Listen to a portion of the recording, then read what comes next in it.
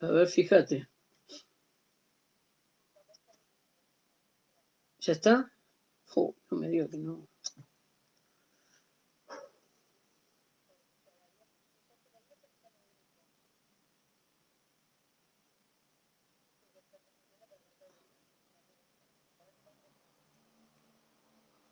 Sí, sí, teóricamente sí.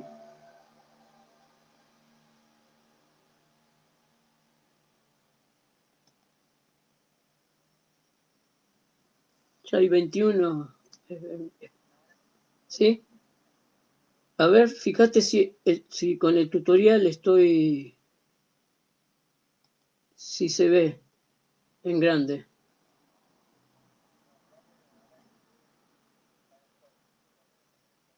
Sí, ya lo puse.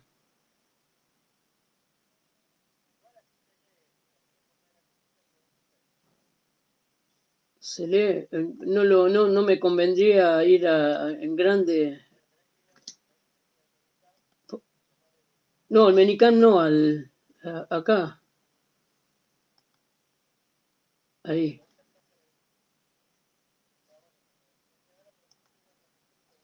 Y ahora, a ver, fíjate, ahora sí está en grande.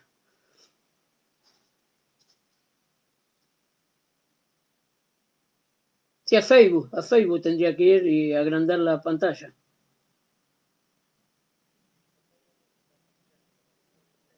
Sí, bastante. Sí.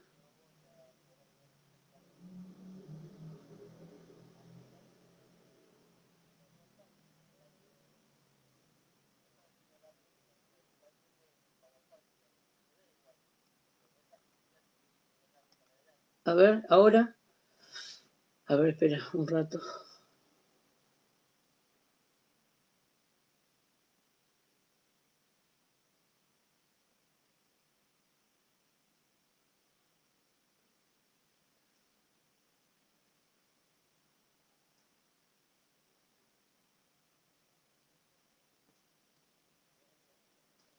Sí, sí, sí, sí, sí, sí.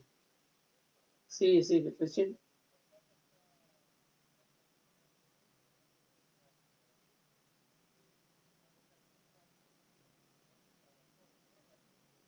¿Y cómo hago eso?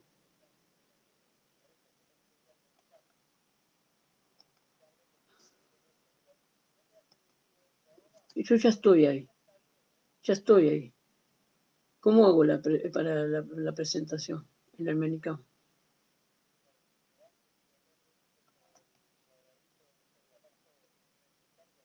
Sí,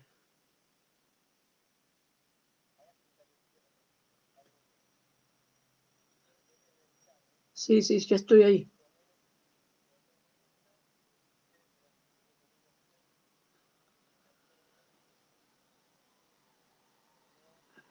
Escritorio, ¿no era? Y ventana de aplicación. ¿Y dónde dice presentación?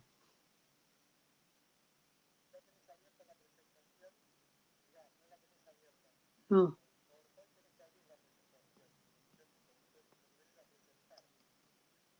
ah, ya está. Sí.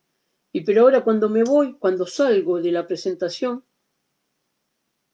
me pasa exactamente lo mismo.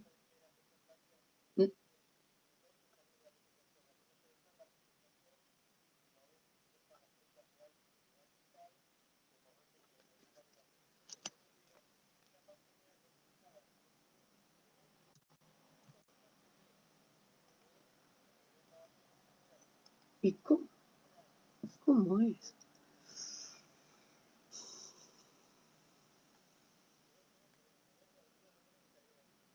Y que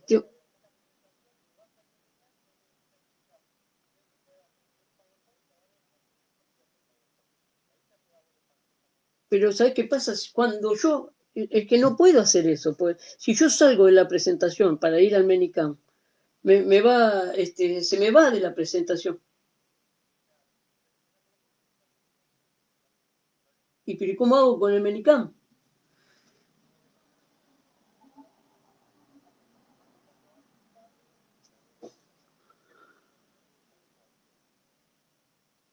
Ah, ¿y eso?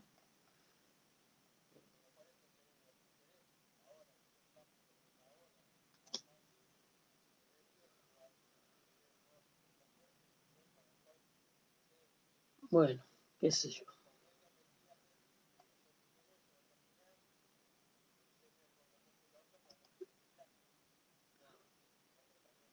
Che, y ahora perdí ah, no, el Facebook.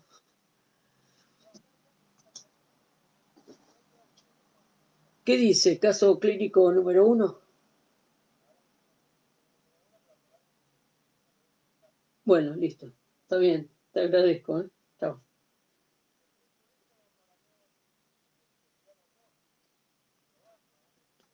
Está bien, está bien, está bien, está bien, está bien. A ver, espera. Yo me voy directamente a la presentación y de ahí sigo. Listo. Bueno, chao, gracias. Chao. Bueno, hola chicos, disculpen, pero es la tecnología me está volviendo loco, porque antes yo podía presentarla porque me permitía compartir pantalla Facebook, ahora no, entonces tuvimos que hacer toda una modificación con el Menicam para poder que ustedes vean el PowerPoint, si no, no se podía. Bueno chicos, ahora yo les voy a presentar el tutorial número 1.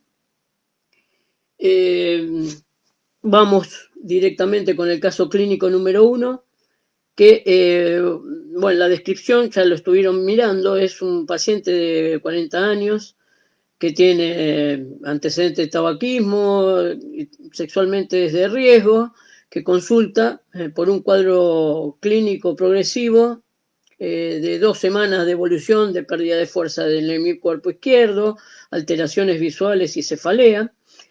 No refiere fiebre y los análisis de laboratorio muestraron linfopenia, que toda esta parte de laboratorio ustedes las van a tener que manejar bien. Durante todos los tutoriales siempre va a haber un cuadro así de laboratorio. Bien, con cifras de hemoglobina y plaquetas normales, estudio de coagulación y bioquímico dentro de la normalidad, la función renal y la parte hepática también. Se le hizo radiografía de tórax y ecocardiograma transtorácico, que fueron también normales, pero la resonancia magnética craneal mostró múltiples lesiones. Se completaron otros estudios, por ejemplo, se hicieron la serología de HIV, donde dio positivo a través de ELISA y la confirmación por Western blot, arrojando una carga viral de 4,3 36 copias por mililitro, una concentración de CD4 de 11,9%. Disculpen. Gracias. Bueno, me están diciendo que está saliendo bien. Dios.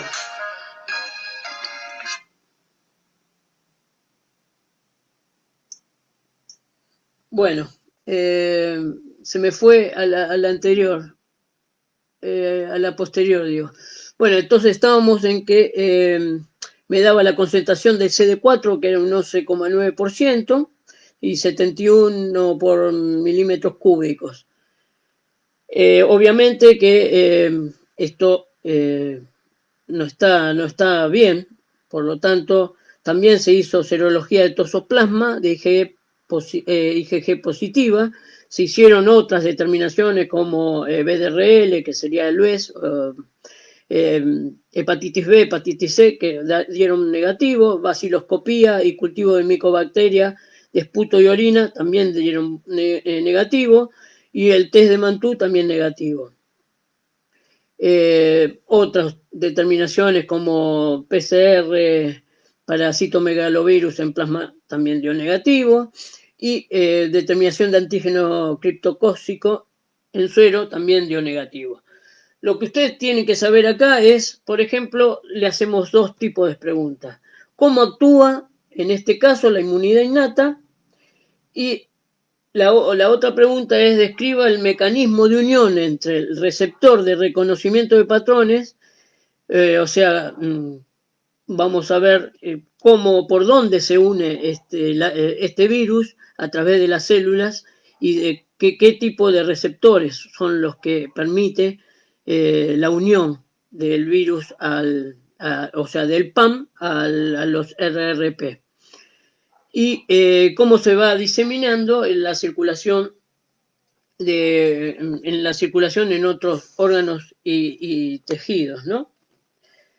Bien, ahora lo que vamos a continuar es digamos, vamos a hacer una descripción así medio rápida de cómo es la estructura viral. Igual ustedes todo esto que yo les estoy mencionando lo tienen en la página, ya está el tutorial bajado en cuanto a PowerPoint y en cuanto a, digamos, al audio. Así que no se hagan problemas, esto lo voy a hacer un poco rápido porque también tengo entendido que es probable que Facebook corte la transmisión, así que bueno, por las dudas doy esta charla rápidamente y bueno, y vemos hasta dónde podemos dar, si me llegan a cortar. Si no, de todas formas, ustedes, ya les dije, los tienen en la página.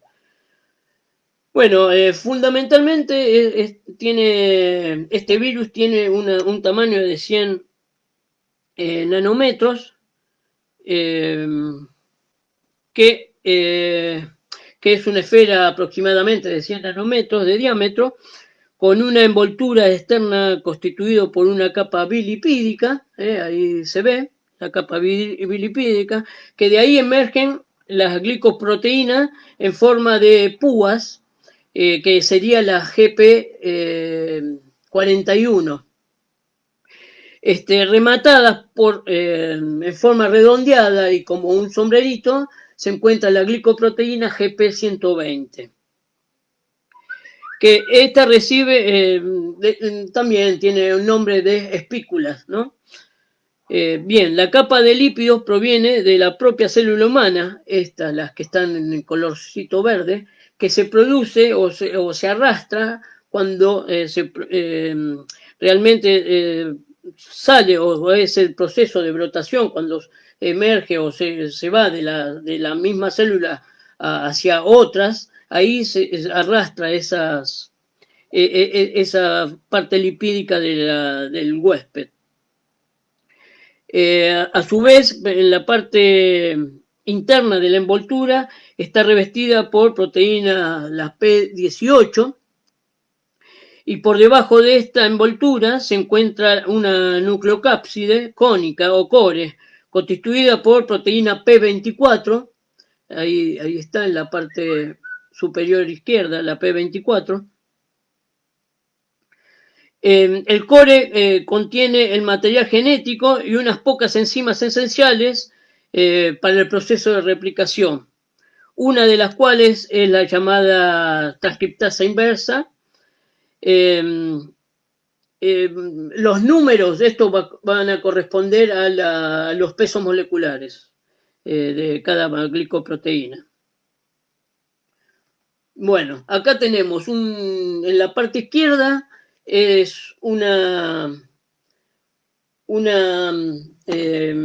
microfotografía electrónica donde se puede observar muy bien las espéculas y la púa. Y bueno, en la parte derecha tenemos el esquema, ¿no? de este virus.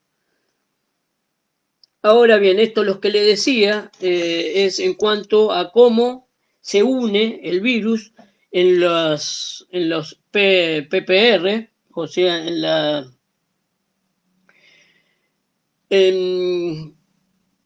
este es el más característico, el DC sign, ese receptor que más le interesa al virus. ¿Por qué? Porque tiene una característica importantísima por la cual no es degradada. El virus no se degrada en este receptor.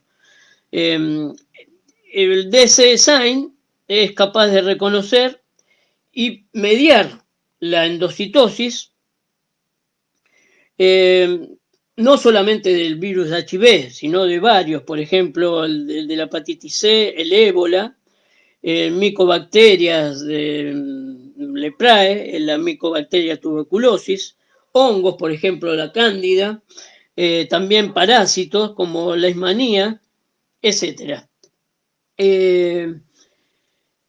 Acá hay que destacar dos aspectos relativos del design, que son, en primer lugar, no solo de mediar el reconocimiento de los PAM, también reconoce moléculas propias, y en segundo lugar, la propia funcionalidad del design puede estar subvertida por los patógenos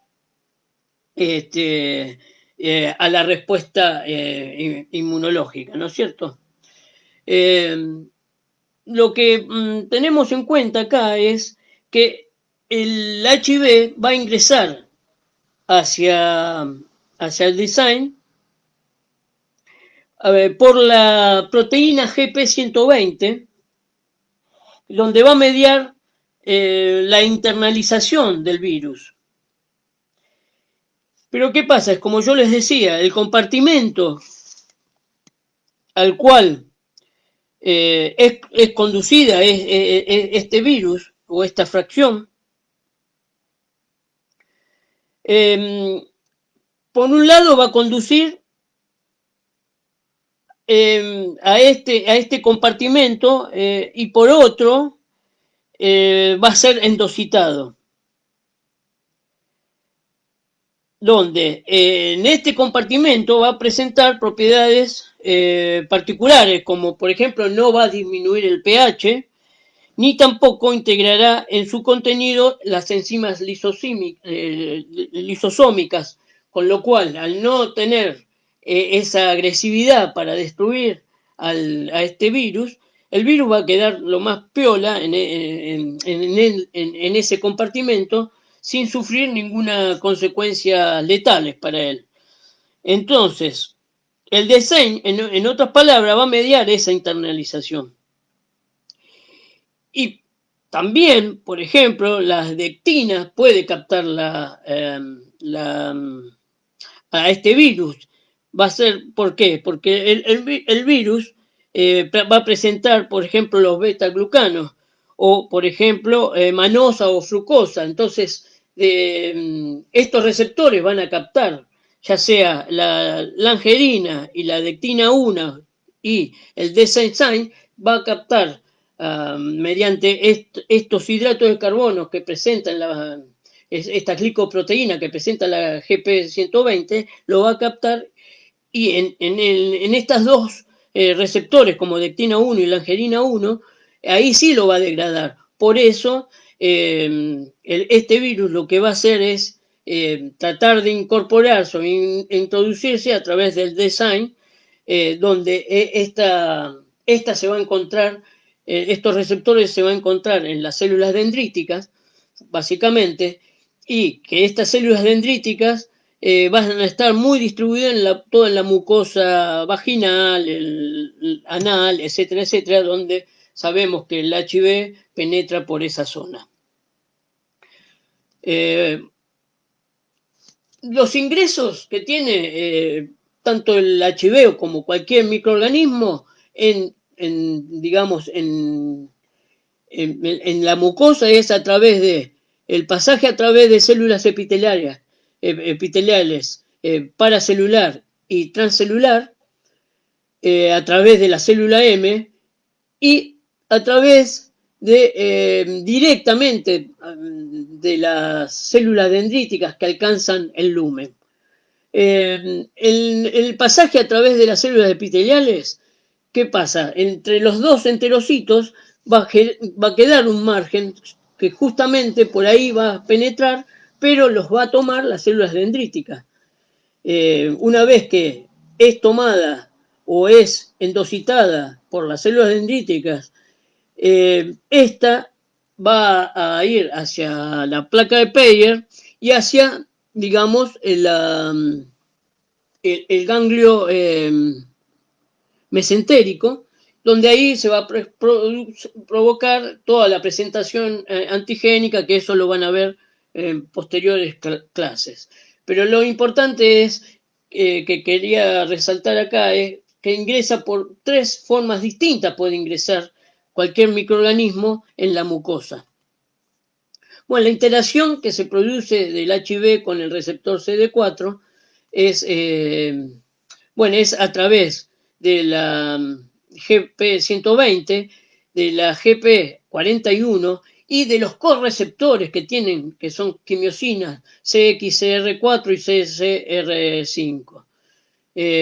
Esto sería la parte adaptativa, que bueno, la parte adaptativa la van a ver sucesivamente en las clases siguientes, pero igual yo les voy a mencionar parte de la inmunopatogenia que se produce de la infección por el HIV, ¿no?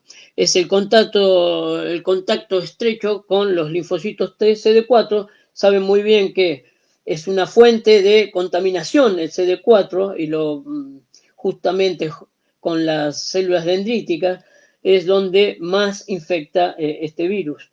Una vez que penetró a través del receptor design u otras lectinas de tipo C, es llevado al endosoma.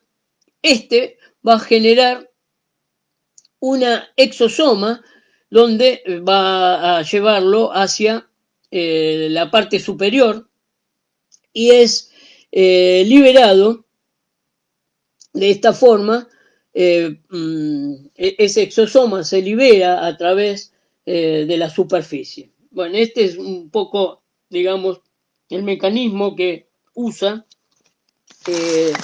digamos, cuando se produce la presentación antigénica. Ahora vamos a ver las estructuras que presentan los genes estructurales, que son básicamente, digamos, 3. El gen N, que se encuentra, que codifica las proteínas de la envoltura viral, entre ellas la proteína 160, GP160, que luego es degradada por proteasas de las células de huésped del virus y forman la GP41 y la GP120. Esta proteína GP120 es la que va a estar bordeando, digamos, la cubierta viral. Después, bueno, y como ya vimos, es la que penetra y la que, digamos, contamina a la CD4, ¿no? A la célula, a los linfocitos T CD4 y se une a partir de esta a los linfocitos CD4. Después tenemos el gen POL, que esta codifica para proteínas con actividad enzimática, como dije, como la transcriptasa reversa y proteasa. El gen GAP, que codifica para una proteína que, al ser degradada, forma la P24. Y, por ejemplo, existen los otros genes, como ahí lo vemos, que es el NEF. Este codifica para la proteína NEF y produce la disminución progresiva de los linfocitos TCD4, junto con una disminución en el CMH, que ya van a ver, que es un antígeno de complejo mayor de histocompatibilidad, y que se expresa en la superficie de los linfocitos. Otros productos como la proteína TAT, ahí la tenemos, la TAT, esta en realidad aumenta, digamos, la velocidad de replicación, la TARP. Bien, acá les quería mostrar, digamos, las distintas proteínas que tiene el VIH, la variante del HIV2 y acá está la de HIV1. Bueno, ¿cómo esto un poco cómo es la infección aguda? Bueno, cuando se infecta o digamos que el virus ingresa a las células dendríticas, esta célula dendrítica se dirige, ya van a ver, se dirige a los ganglios linfáticos, lo presenta a la célula CD4 y ahí en el ganglio se va a diseminar a los distintos órganos a través ¿de qué? A través de la circulación sanguínea.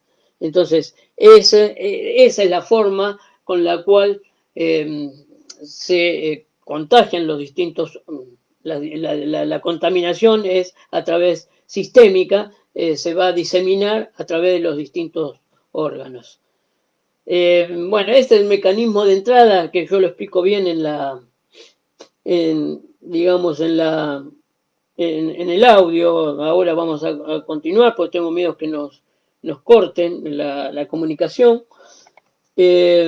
Vamos a hablar un poco de la patogenia en cuanto a los receptores que yo ya le mencioné de quimiosina, que determinan el tropismo viral, que es el CR5, que es la principal entrada monocitotrópica, que es el R5, y la transmisión predomina en la fase inicial. O sea, la unión del CD4 con la glicoproteína 120 es soluble, se une al CCR5 en la célula CD4. Y la quimiosina, el receptor de quimiosina CXCR4 principal entrada de los linfocitotrópicos, que es el X4, y esto está dado en los macrófagos que tienen el CXCR4 para la cepa X4 y puede replicarse en él.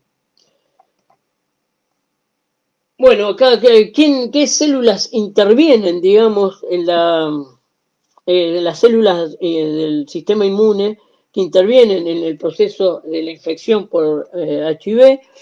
Bueno, tenemos a las células dendríticas mieloides, que ya se la van a explicar, las células dendríticas plasmocitoides, los NK, que es fundamental, son células que lo que hacen es vigilar si las células de nuestro organismo tienen disminuido el complejo mayor de histocompatibilidad, estas se van a dedicar a tratar de eliminar a esas células porque ellos reconocen como que hay un microorganismo interior. Para ello, por ejemplo, las células plasmocitoides, ante, digamos, la advertencia de que hay un microorganismo en el organismo, estas empiezan a secretar interferón, interferón alfa, interleuquina 12 e interleuquina 10 y factor y bueno, digamos sería interferón también alfa, que esto ¿qué hace? Va a hacer que estimule a los NK, y los NK al ser estimulados empiezan a bloquear digamos a cualquier virus que se encuentre tanto en el interior de la célula. Y aparte, una vez que los NK, que también la van a ver en la clase que viene, están activados, bueno, tienen ciertos receptores como los KIR, que son receptores activadores, y también los otros receptores activadores que presentan, por ejemplo, NK 44, bueno, eso lo van a ver mejor. Y Otra característica fundamental que tienen los NK es la citotoxicidad, que ya lo vieron hoy, la citotoxicidad dependiente de anticuerpo, que ante la presencia de una célula que está, digamos, señalizada con un anticuerpo, esta se va a unir ahí y va a producir la delección de este microorganismo. A su vez, actúan en el sistema inmune adaptativo de los LB, los LST, CD8, que eso no lo voy a mencionar, y actúa como innata el complemento, bueno, y NKT también actúa, bueno, diversas células más, por ejemplo, en una inflamación común, como ya vieron un poco que le explicó Analía, la inflamación común lo que hace es la confluencia de varias células, por ejemplo, el neutrófilo, eosinófilo, monocitos, que estos luego se van a transformar en macrófagos. Todas estas células van a contribuir a la, bueno, digamos, en el primer contacto para la eliminación de estos virus o cualquier microorganismo. Bueno, acá el papel de la célula dendrítica en la infección por HIV es fundamental porque es el que va a transmitir a los linfocitos T CD4 la contaminación, es decir, que cuando va a presentar a las células dendríticas, a los linfocitos T CD4, que se va a unir con la GP120 en la parte de la superficie que lo va a presentar la célula dendrítica, ahí va a contaminar a los linfocitos T CD4. Vamos a mencionar varios métodos de diagnóstico, no solamente de HIV, sino son técnicas de laboratorios que se usan para determinar determinados antígenos. En especial vamos a ver, bueno, la ELISA, que se usa también no solamente para HIV, sino se usa para determinar múltiples drogas, anticuerpos, antígenos, etcétera, etcétera. Fundamentalmente vamos a ver la aglutinación. Acuérdense fundamentalmente cuáles son los criterios de decir que una persona tiene SIDA o no. Nosotros tenemos que hacer 3 determinaciones y esas 3 determinaciones tienen que dar positivo. Pero esas 3 determinaciones tienen que ser por distintos métodos.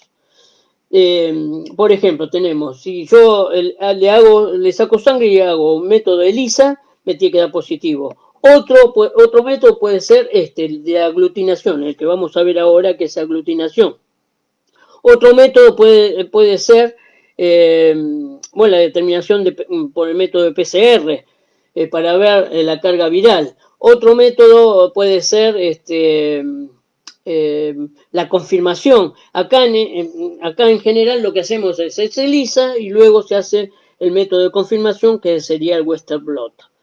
Bien, la aglutinación es una interacción entre antígeno y anticuerpo, donde se va a ver, cuando se produce esa unión, va a haber justamente se va a ver en forma de grumos. Es una determinación muy barata y es, por ejemplo, la que se utiliza para determinar los grupos sanguíneos, o la serotipificación de bacterias.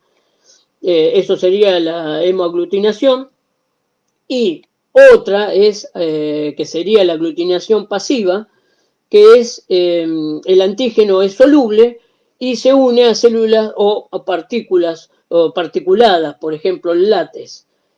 Por ejemplo, lo que yo hago es a esta fase sólida que es el látex, le incorporo, por ejemplo, la GP120, la proteína GP120. Después le incorporo el suero del paciente mediante mezclado y unos minutos se va a ver si ese suero de ese paciente tiene anticuerpos contra esa GP120, se va a producir una aglutinación, ¿de acuerdo?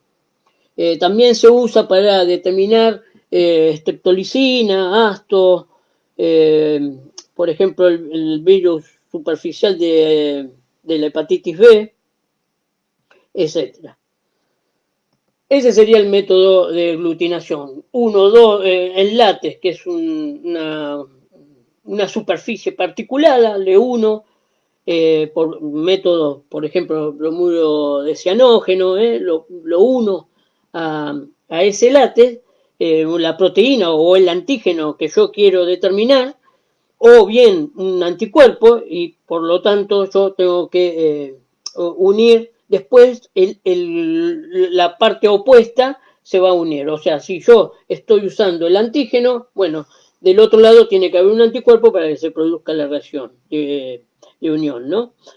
Bueno, el ELISA es sencillo, se usa, por ejemplo, acá se va en el primer, digamos es una cubetita de poliestireno donde se hace todo un proceso, donde se fija con bromuro cianógeno, y ahí yo lo que voy a hacer es, por ejemplo, puedo incorporar la proteína P24, la G20 o, digamos, el virus en su conjunto. En general, lo que se usa es la P24, que es la de cuarta generación. Se determina el antígeno y el anticuerpo también, P24. Bueno, una vez que yo someto a este cubeta que tiene el antígeno viral fijado a la placa, luego le agrego el suero que contiene teóricamente en este caso el anti HIV,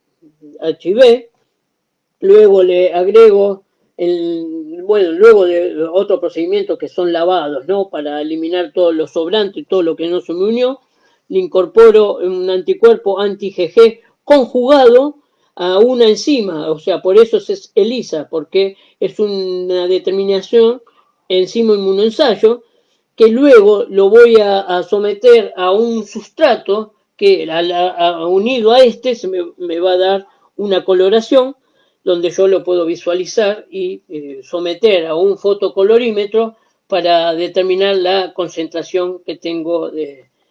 Si yo quiero determinar una concentración, bueno, después lo someto a un fotocolorímetro y veo la concentración que tiene de ese producto o de lo que estoy determinando.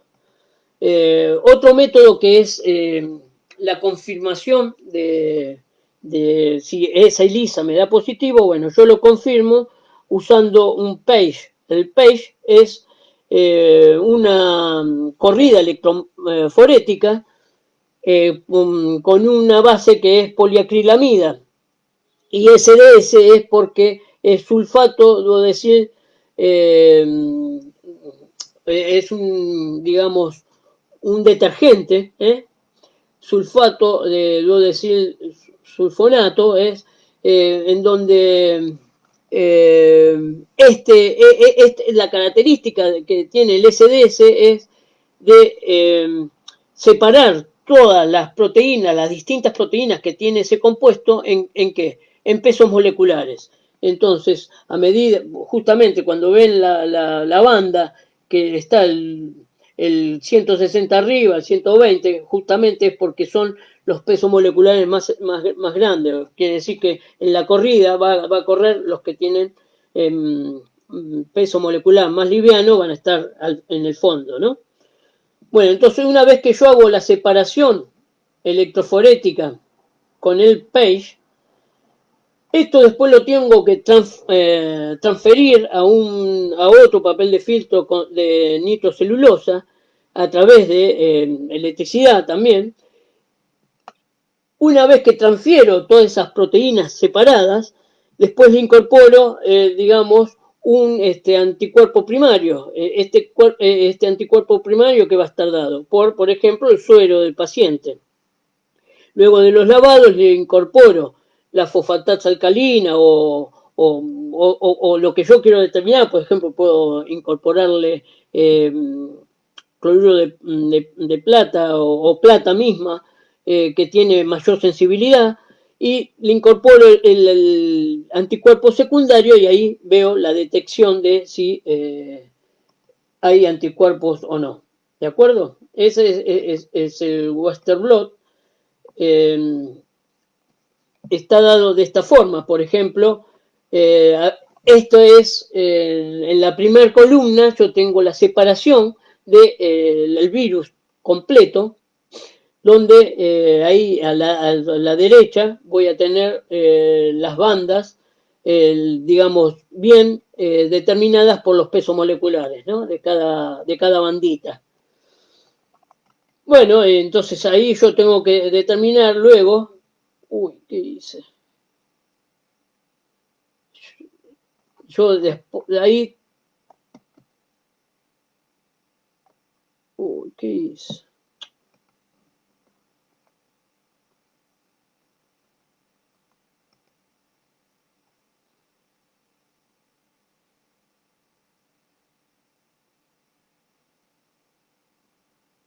La puta que te parió.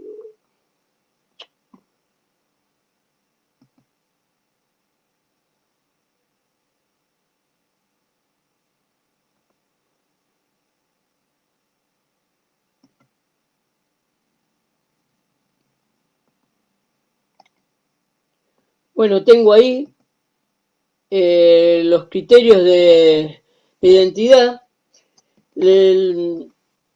Lo importante es saber cuáles son los criterios que yo tengo para decidir si una persona, después de hacer el, el Western blot, es positiva o tiene SIDA.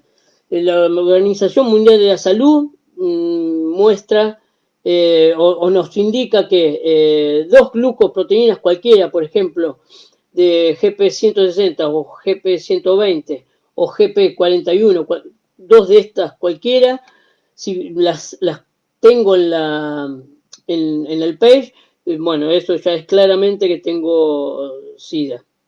La FDA dice que si yo tengo la P24, P31 o GP41 o GP120 o GP160 también. La Cruz Roja es una de cada proteína, de cada estructura. O sea, de cada gen. Si yo tengo una proteína de cada gen, ya sea M, GAD o POL, ya eso es característico. Bueno, y así hay otras más que consideran distintas proteínas.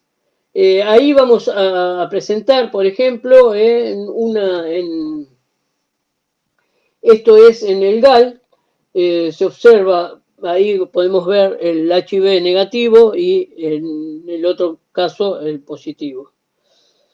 Ahora vamos a ver un caso clínico, el segundo caso clínico, que es una niña de 9 años, previamente sana con adecuado crecimiento y desarrollo, tiene un plan completo de vacunación sin antecedente familiar ni personales de TBC, comenzó 24 horas previas de la consulta con tos seca, fiebre, 39,5 de temperatura, con dolor abdominal.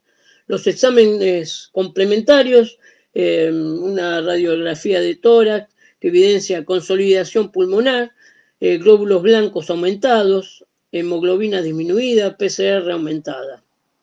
Con diagnóstico de neumonía de la comunidad, suponiendo agente etiológico más probable, el pneumoniae, bueno, streptoneumoniae, con tratamiento empírico de penicilina, el cuadro empeora, se indica un ataque y ahí se determina que tiene TBC, tuberculosis.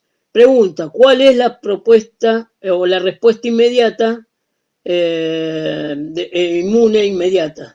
Y después, ¿por qué hay pacientes que se infectan inmediatamente, otros en donde queda latente y otros resistentes a la micobacteria tuberculosis?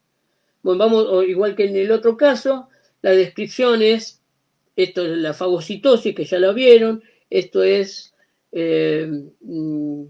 la vía del óxido nítrico, que ya la vieron, y acá lo que podemos vislumbrar o específicamente cómo es que la tuberculosis, voy a dar una pequeña descripción rápidamente. Es un agente en realidad es un bacilo alcohol resistente, ácido resistente, que el ser humano es el huésped natural de este patógeno. Pero la característica es que puede persistir y sobrevivir en el huésped a pesar de que nuestro sistema inmune genera una fuerte respuesta inmunitaria. Entonces, después de la infección, un pequeño porcentaje de individuos, entre 5 y 10%, desarrolla tuberculosis.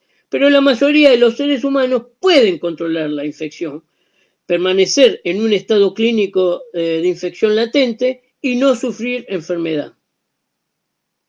La latencia representa un problema bastante delicado. Esto es muy delicado porque ese equilibrio, por múltiples motivos, uno puede disminuir la inmunidad y entonces ahí puede aflorar la infección nuevamente.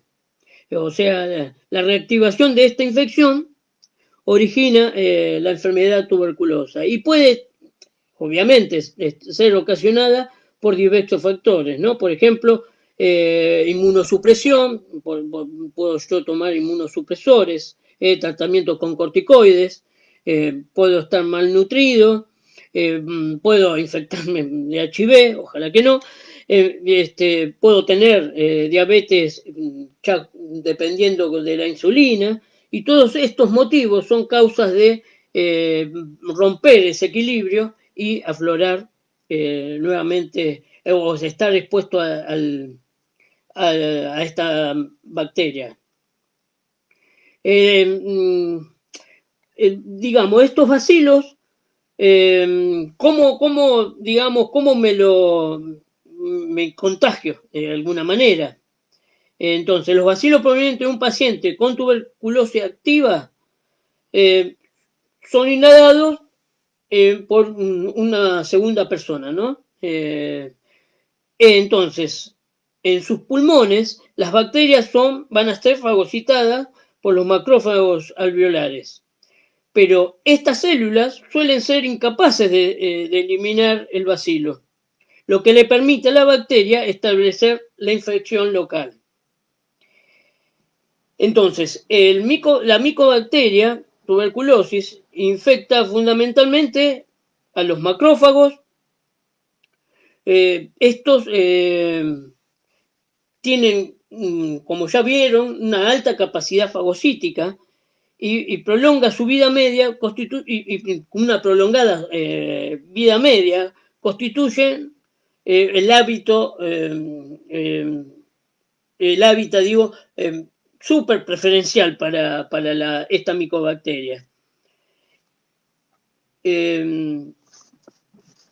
Entonces, durante estos estadios, ¿no? Estos estadios tempranos, digamos, de la infección, los macrófagos secretan citoquinas proinflamatorias, ¿sí? Como interleuquina 1, la 6, el factor de necrosis tumoral alfa, la interleuquina 12, y quimiosinas que reclutan diferentes poblaciones leucocitarias al sitio de la infección. Formándose lo que ya ahora vamos a ver, el granuloma, que ese granuloma es una zona que se produce por una zona central que contiene fundamentalmente macrófagos y en su periferia, asociado con una capa fibrosa de colágeno, se encuentran los linfocitos TCD4 y los linfocitos TCD8, los fibroblastos y otros tipos celulares. Esta formación del granuloma es un fenómeno que constituye una respuesta tisular cuyo objetivo es contener a esa infección. En esta etapa no se manifiestan signos de evidencia de enfermedad y el huésped no transmite la infección. ¿De qué forma el sistema inmune es alertado de la incorporación de este microorganismo?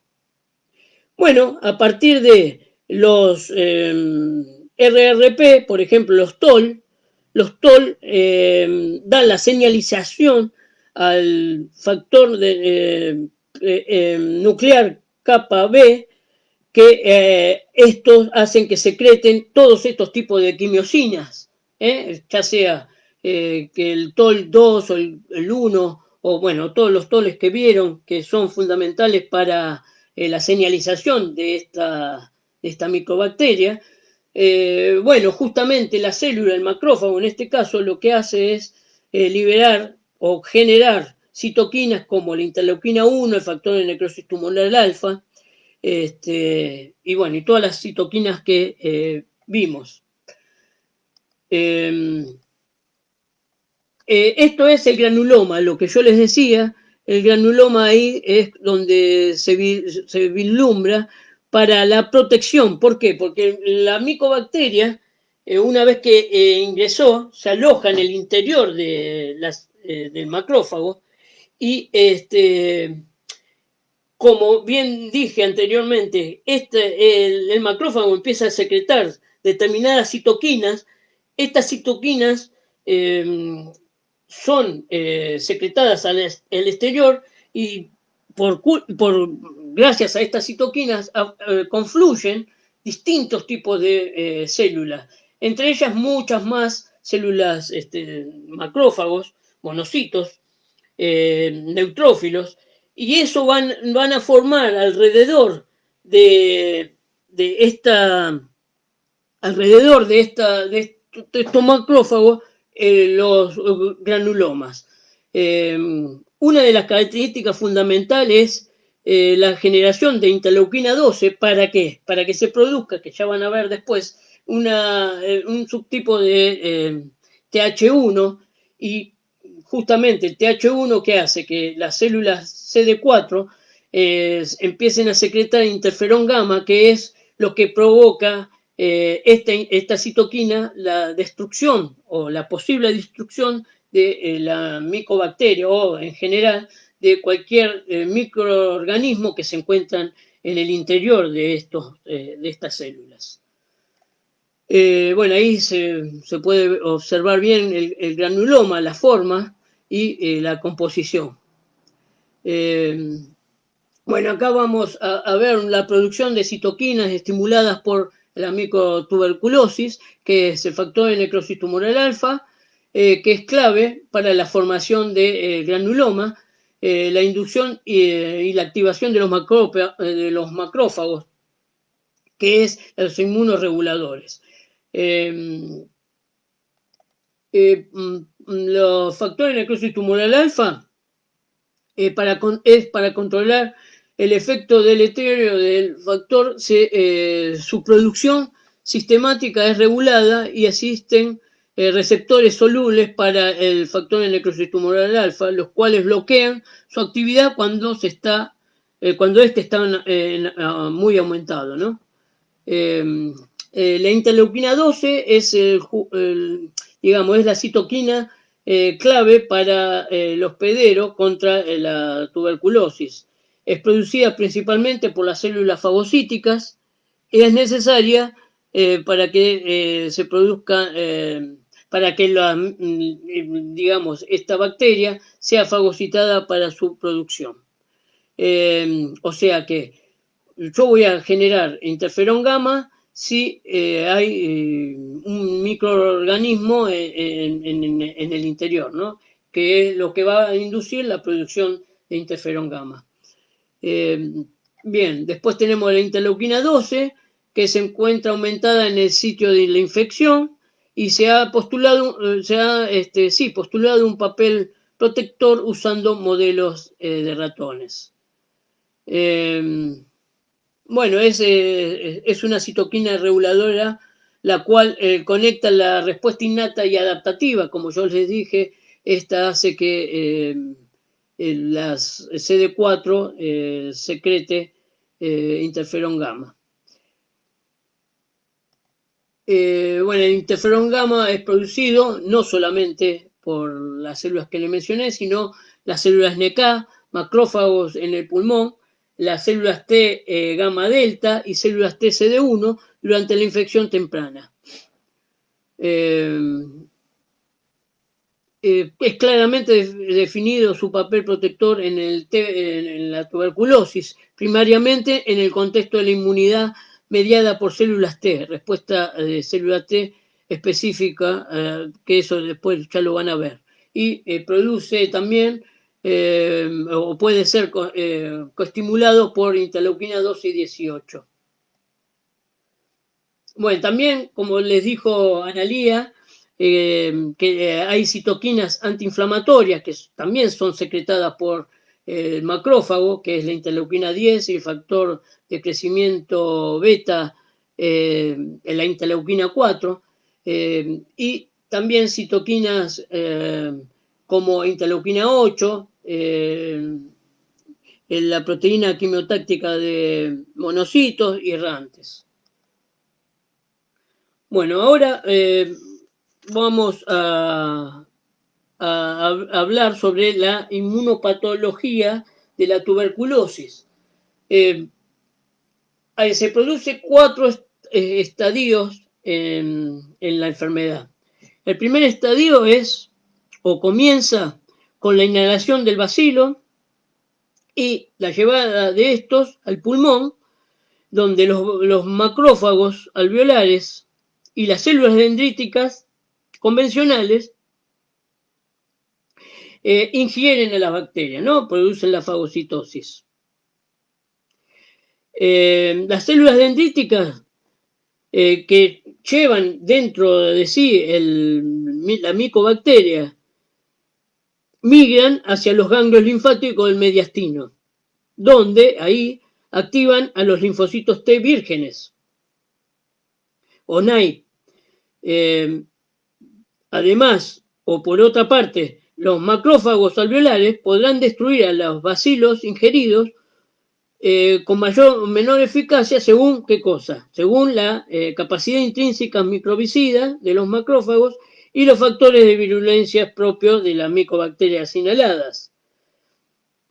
Ahora bien, los bacilos, estos que escapan a la destrucción intracelular inicial, se multiplican, lo que conduce a la muerte de los macrófagos.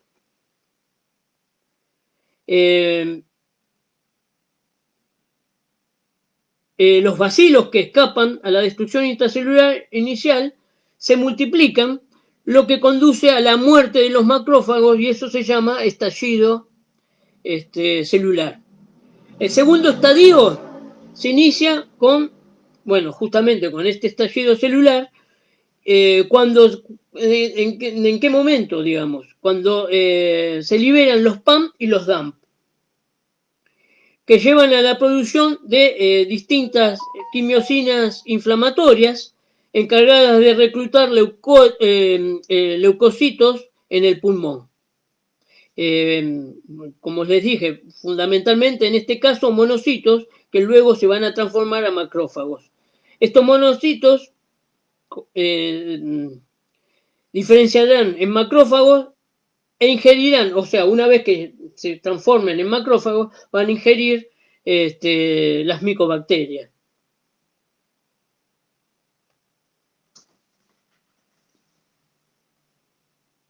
Bueno, acá estamos, digamos, en el estadio 2, ¿no? Sí, este sería el estadio 2. Ahora, el estadio 3 es consecuencia de la disminución de la infección. Y ahí ya se va a producir entonces el granuloma.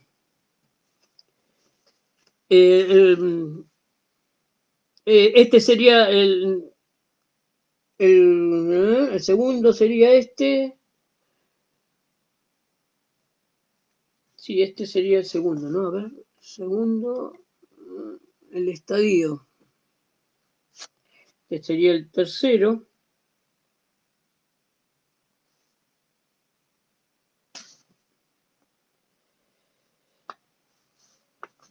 Y en el cuarto lo que tenemos es la formación de este granuloma capcioso, que ahí ya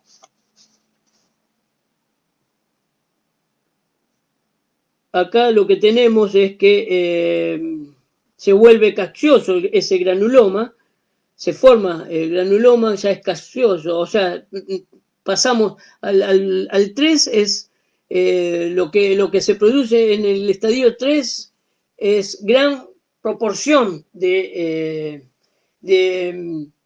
TH1, o sea, se va generando mucha cantidad de macrófagos que va confluyendo a la zona, a esta zona, a la zona donde están las micobacterias, y entonces, una vez que llegan a ese lugar, van formando este TH1 que va secretando el interferón gamma, va tratando de generar cada vez más interferón gamma para tratar de destruir, y como consecuencia de ello aumenta la cantidad de interleuquinas secretadas por los macrófagos y llevan mucho más, cada vez más cantidad de estos macrófagos, generando en la parte, digamos, alrededor, en la parte central, los macrófagos. Y en la parte periférica, bueno, las demás células, que esto contribuye a la secreción de estas citoquinas, con lo cual confluyen distintas células, como eosinófilos, neutrófilos, etcétera, etcétera, y también llegan tratando de eliminar a esa micobacterias que están internamente, los TCD8, pero eso lo van a ver posteriormente, cómo tratan de ingresar estos TD8 mediante interferón gamma para eliminar a las micobacterias. Entonces, se forma ese granuloma, que sería el cuarto estadio, y ese granuloma se vuelve gaseoso, o sea, cuando es gaseoso, es como si fuera un queso blando, esa masa sin estructura que contiene obviamente los restos celulares, se produce la ruptura de ese granuloma, permitiendo entonces la liberación de miles de bacilos e infecciones hacia las vías aéreas. Esto da como resultado la aparición de tos productiva y facilita la diseminación aerosolizada de los bacilos. Eso que va a formar la formación de cavitaciones y puede conducir a la ruptura de los bronquios, bueno, cercanos, ¿no? Y lo que posibilita es la diseminación intrapulmonar y extrapulmonar del bacilo. Bueno, eso sería el estadio y... oh, Dios.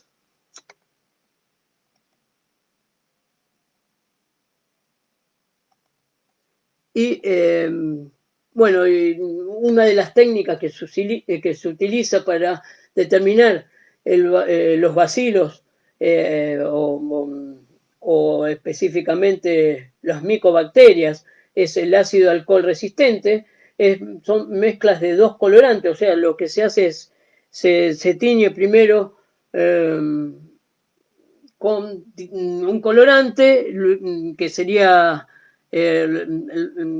fucsina, que da la coloración roja, luego se coloca un decolorante y luego, después de decolorar toda esa, digamos, ese frotis, se incorpora otro colorante que es azul de metileno, y si presentan marcas rojas, quiere decir que hay micobacterias. Si no, las marcas rojas no estarían. Esto se produce ¿por qué motivo? Porque si yo hago la tinción de Gram, como las micobacterias tienen cadenas largas de un lípido que es micolis, esta lo que genera es que no penetre el colorante en los grams, ¿no? En la tinción de Gram.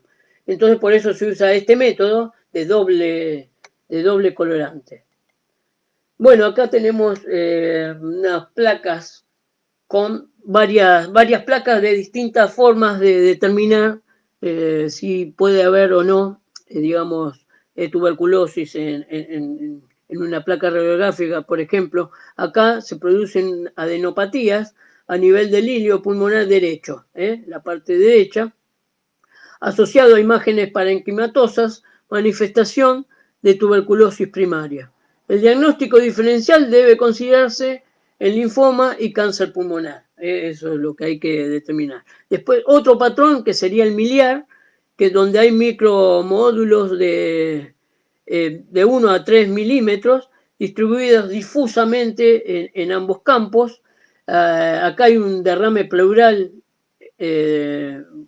basal en el apicales derecho, en donde el estudio del líquido confirmó que era tuberculosis, y esto, la presencia de un derrame pleural en pacientes jóvenes asintomático es sugerencia de presentar tuberculosis. Y otro caso también característico, la presencia de un nódulo excavado por diseminación broncogénea.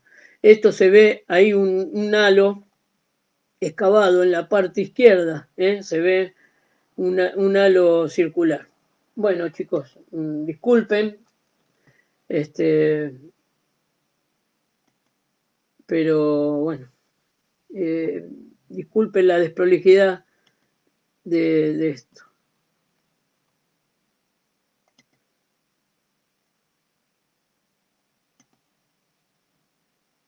Disculpen, chicos, la desprolijidad que tuve en la explicación, el no poder conectarme a tiempo porque no pude, lamentablemente, encontrar bien el mecanismo. Así que les pido disculpas y espero que haya salido medianamente bien la explicación.